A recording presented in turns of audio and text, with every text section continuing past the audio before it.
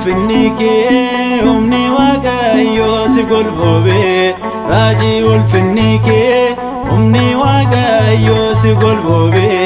dhugaadha ergamoonni sitti marsanii dhugaadha ergamoonni sitti marsanii dhugaadha ergamoonni sitti marsanii dhugaadha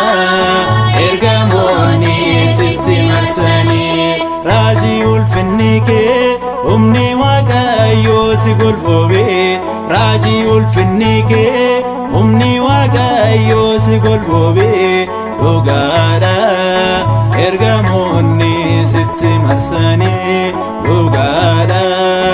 ergamoonni sitti marsanii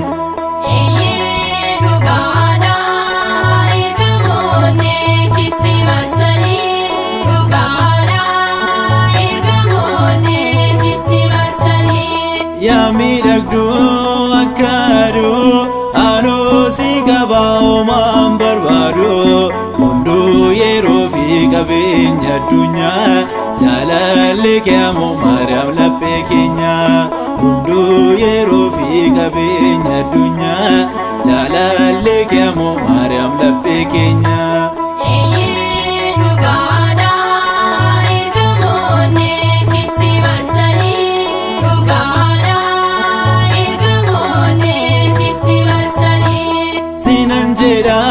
qulqulleetti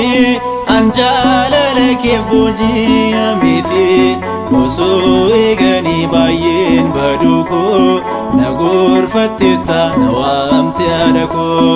osoo eeganii baay'een baduu koo na gorfattetta na waamte haadha koo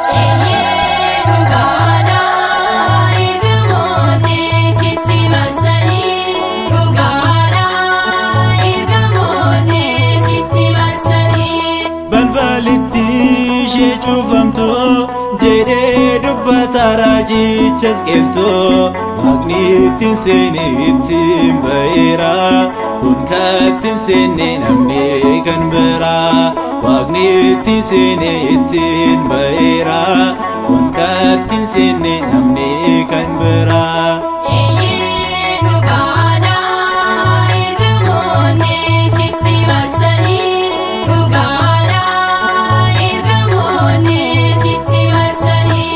yaa fakkaattu leeleemmanii abdiin qabu waan si dhiisnaanii kennaa eebbaati ati badhaadhaa kun kaasinnisu Maariyaam sin jaalladha kennaa eebbaati ati badhaadhaa kun kaasinnisu Maariyaam sin jaalladha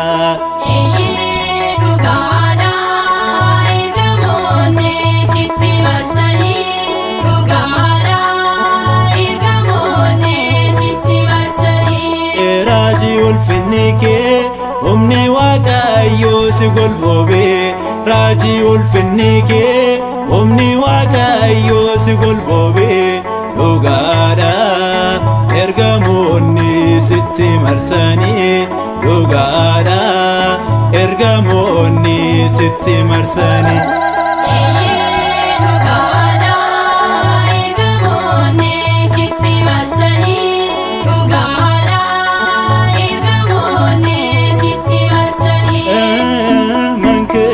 ግርማ አይለለውለ ዘለላ መንክረ ግርማ አይለለውለ ዘለላ አማነ መላእክት ይከለለዋ አማነ መላእክት ይከለለዋ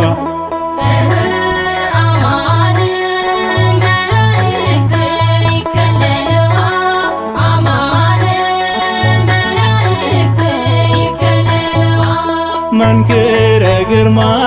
አይለለውለ ዘለላ መንክረ ግርማ አይለለውለ ዘለላ አማነ መላእክት ይከለለዋ